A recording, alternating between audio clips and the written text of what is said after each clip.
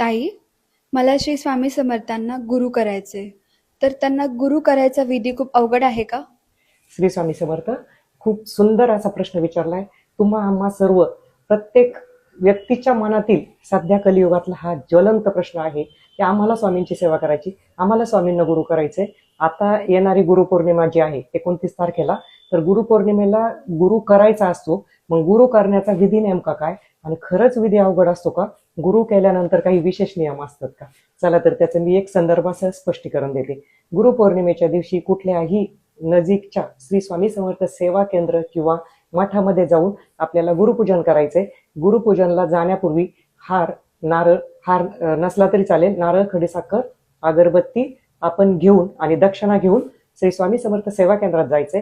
तिथे मूर्ती ठेवलेली असते ताम्हणमध्ये स्वामींची, तर त्या मूर्तीच्या पायावर तीन पळीभर पाणी टाकायचे.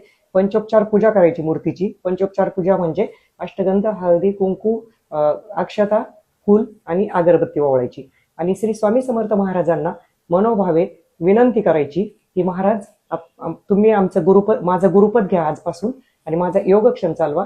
आणि महाराजांच्या पायावर टाकलेलं जे तीर्थ असतं, पाणी जे आपण टाकतो ते तीर्थ आपण हातात घ्यायचं, मंत्र म्हणायचा, अकाल मृत्यू हरणम सर्व व्याधी विनाशनम श्री स्वामी समर्थ महाराज पादोदक तीर्थ शिरसा धारयाम्यम जठरे धारयाम्यम. आणि ते तीर्थ आपण प्राशन करून घ्यायचं.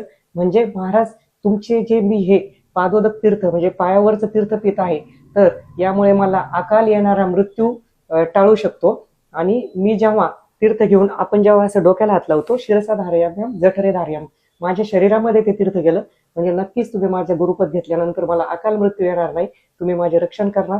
आणि महाराजांना सांगायचंय की महाराज, आजपासून तुम्ही माझं गुरुपद घ्या आणि तुम्हाला आवडेल तुमच्या आचारसंहितेप्रमाणे माझं वर्तन होऊ द्या. श्री स्वामी.